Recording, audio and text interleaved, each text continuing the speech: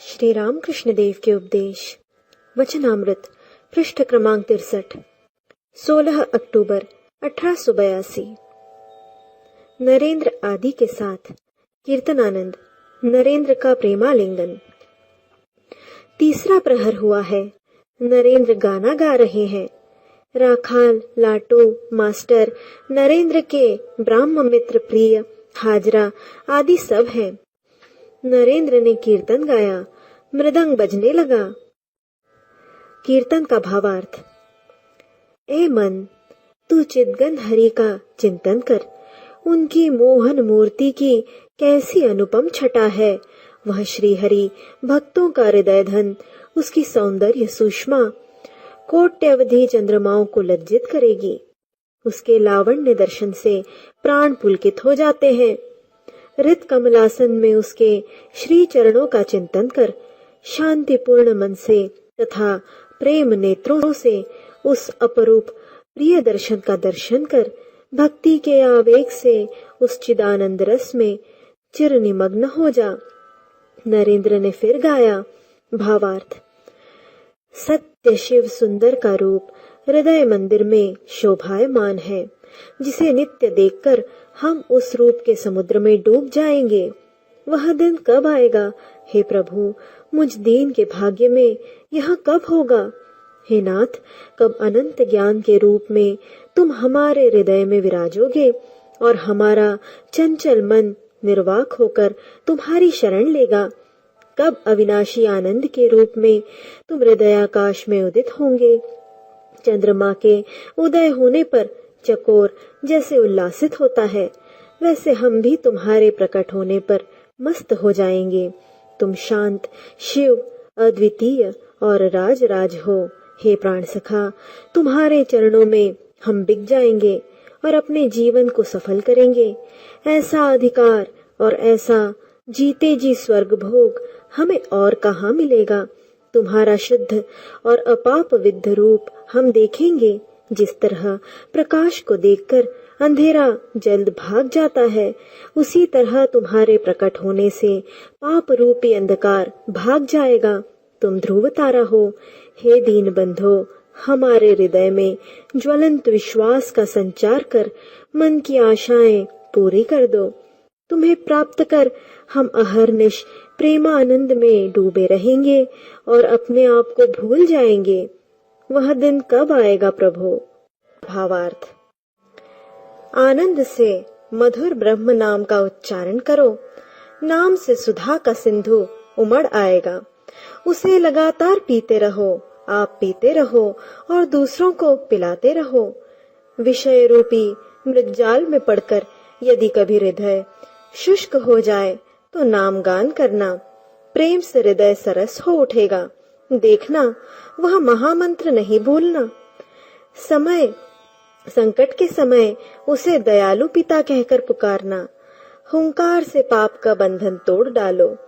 जय ब्रह्म कहकर आओ। सब मिलकर ब्रह्मानंद में मस्त होवे और सब कामनाओं को मिटा दें। प्रेम योग के योगी बने। मृदंग और करताल के साथ कीर्तन हो रहा है। नरेंद्र आदि भक्त श्री रामकृष्ण को घेर कर कीर्तन कर रहे हैं। कभी गाते हैं, प्रेमानंद रस में चिर दिन के लिए मग्न हो जा। फिर कभी गाते हैं, सत्य शिव सुंदर का रूप हृदय मंदिर में शोभायमान है। अंत में नरेंद्र ने स्वयं मृदंग उठा लिया और मतवाले होकर श्री रामकृष्ण के साथ गाने लगे। आनंद से मधुर ब्रह्म नाम का उच्चारण करो। कीर्तन समाप्त होने पर श्री रामकृष्ण ने नरेंद्र को बार बार छाती से लगाया और कहा, आहा, आज तुमने मुझे कैसा आनंद दिया। आज श्री रामकृष्ण के हृदय में प्रेम का स्रोत उमड़ रहा है। रात के 8 बजे होंगे तो भी प्रेमोन्मत्त होकर बरामदे में अकेले टहल रहे हैं। उत्तर वाले लंबे बरामदे में आए हैं और अकेले एक छोर से दूसरे छोर तक जल्दी जल्दी टहल रहे हैं। बीच बीच में जगन माता के साथ कुछ बातचीत कर रहे हैं। एकाएक उन्मत्त की भांति बोल उठे, तू मेरा क्या बिगाड़ेगी? क्या आप यही कह रहे हैं कि जगन माता जिसे सहारा दे रही है, माया उसका क्या बिगाड़ सकती है? नरेंद्र, प्रिय और मास्टर रात को रहेंगे। नरेंद्र रहेंगे, बस श्री रामकृष्ण फूले नहीं समाते। रात का भोजन तैयार हुआ। श्री माताजी नौबत खाने में हैं। आपने अपने भक्तों के लिए रोटी, दाल आदि बनाकर भेज दिया है। भक्त लोग बीच बीच में रहा करते हैं। सुरेंद्र प्रतिमास कुछ खर्च देते हैं। कमरे के दक्षिण पूर्व वाले बरामदे में भोजन के चौके लगाए जा रहे हैं। पूर्व वाले दरवाजे के पास नरेंद्र आदि बातचीत कर रहे हैं।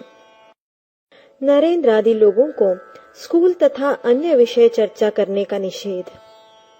नरेंद्र, आजकल के लड़कों को कैसा देख रहे हैं? मास्टर, बुरे नहीं, पर धर्म के उपदेश कुछ नहीं पाते हैं। नरेंद्र, मैंने खुद जो देखा है उससे तो जान पड़ता है कि सब बिगड़ रहे हैं। चुरुट पीना, ठट्ठेबाजी, ठाट बाट, स्कूल से भागना, ये सब हरदम होते देखा जाता है। यहाँ तक कि खराब जगहों में भी जाया करते हैं। मास्टर, जब हम पढ़ते थे तब तो ऐसा न देखा न सुना। नरेंद्र, शायद आप उतना मिलते जुलते नहीं थे। मैंने यह भी देखा कि खराब लोग उन्हें नाम से पुकारते हैं। कब उनसे मिले हैं कौन जाने। मास्टर, क्या आश्चर्य की बात। नरेंद्र, मैं जानता हूँ कि बहुतों का चरित्र बिगड़ रहा है। स्कूल के संचालक और लड़कों के अभिभावक इस विषय पर ध्यान दे तो अच्छा हो। इस तरह बातें हो रही थी कि श्री रामकृष्ण कोठरी के भीतर से उनके पास आए और हंसते हुए कहते हैं, भला तुम्हारी क्या बातचीत हो रही है? नरेंद्र ने कहा, इनसे स्कूल की चर्चा हो रही थी। लड़कों का चरित्र ठीक नहीं रहता। श्री रामकृष्ण थोड़ी देर तक उन बातों को सुनकर मास्टर से गंभीर भाव से कहते हैं, ऐसी बातचीत अच्छी नहीं। ईश्वर की बातों को छोड़ दूसरी बातें अच्छी नहीं। तुम इनसे उम्र में बड़े हो, तुम सयाने हुए हो, तुम्हें ये सब बातें उठने देना उचित न था। उस समय नरेंद्र की उम्र 19-20 रही होगी और मास्टर की 27-28। मास्टर लज्जित हुए। नरेंद्र आदि भक्त चुप रहे। श्री रामकृष्ण खड़े होकर हंसते हुए नरेंद्र आदि भक्तों को भोजन कराते हैं।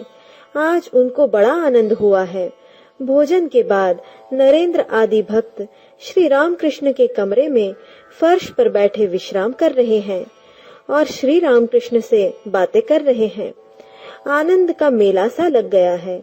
बातों बातों में श्री रामकृष्ण नरेंद्र से कहते हैं, चिदाकाश में पूर्ण प्रेमचंद्र का उदय हुआ, जरा इस गाने को तो गा। नरेंद्र ने गाना शुरू किया। साथ ही अन्य भक्त मृदंग और करताल बजाने लगे। गीत का आशय इस प्रकार था, चिदाकाश में पूर्ण प्रेमचंद्र का उदय हुआ, क्या ही आनंद पूर्ण प्रेम सिंधु उमड़ आया। जय दयामल, जय दयामल, जय दयामल। चारों ओर भक्त रूपी ग्रह जगमगाते हैं। भक्त सखा भगवान भक्तों के संग लीला रसमय हो रहे हैं। जय दयामय। स्वर्ग का द्वार खोल आनंद का तूफान उठाते हुए नव विधान रूपी वसंत समीर चल रहा है। उससे लीला रस और प्रेम गंध वाले कितने ही फूल खिल जाते हैं, जिनकी महक से योगी वृंद योगानंद में मतवाले हो जाते हैं। जय दयामय। संसार ऋत के जल पर नव विधान रूपी कमल में आनंदमयी माँ विराजती हैं और भावावेश से आकुल भक्त रूपी भौरे उसमें सुधापान कर रहे हैं। वह देखो माता का प्रसन्न वदन, जिसे देखकर चित्त खिल उठता है और जगत मुग्ध हो जाता है। और देखो माँ के श्री चरणों के पास साधुओं का समूह वे मस्त होकर नाच गा रहे हैं। आहा, कैसा अनुपम रूप है, जिसे देखकर प्राण शीतल हो गए। प्रेमदास सबके चरण पकड़कर कहता है कि भाई सब मिलकर माँ की जय गाओ। कीर्तन करते करते श्री रामकृष्ण नृत्य कर रहे हैं। भक्त भी उन्हें घेर कर नाच रहे हैं। कीर्तन समाप्त होने पर श्री रामकृष्ण उत्तर पूर्व वाले बरामदे में टहल रहे हैं। श्रीयुत हाजरा उसी के उत्तर भाग में बैठे हैं। श्री रामकृष्ण जाकर वहां बैठे। मास्टर भी वहीं बैठे हैं और हाजरा से बातचीत कर रहे हैं। श्री रामकृष्ण ने एक भक्त से पूछा, क्या तुम कोई स्वप्न भी देखते हो? भक्त, एक अद्भुत स्वप्न मैंने देखा है। यह जगत जलमय हो गया है। अनंत जल राशि। कुछ एक नावें तैर रही थी, एकाएक बाढ़ से डूब गई। मैं और कुछ और आदमी एक जहाज पर चढ़े हैं कि इतने में उस आकुल समुद्र के ऊपर से चलते हुए एक ब्राह्मण दिखाई पड़े। मैंने पूछा, आप कैसे जा रहे हैं? ब्राह्मण ने जरा हंसकर कहा, यहाँ कोई तकलीफ नहीं है, जल के नीचे बराबर पुल है। मैंने पूछा, आप कहाँ जा रहे हैं? उन्होंने कहा, भवानीपुर जा रहा हूँ। मैंने कहा, जरा ठहर जाइए, मैं भी आपके साथ चलूंगा। श्री रामकृष्ण, यह सब सुनकर मुझे रोमांच हो रहा है। भक्त, ब्राह्मण ने कहा, मुझे अब फुर्सत नहीं है, तुम्हें उतरने में देर लगेगी। अब मैं चलता हूँ, यह रास्ता देख लो, तुम पीछे आना। श्री रामकृष्ण, मुझे रोमांच हो रहा है, तुम जल्दी मंत्र दीक्षा ले लो। रात के 11 बज गए हैं। नरेंद्र आदि भक्त श्री रामकृष्ण के कमरे में फर्श पर बिस्तर लगाकर लेट गए।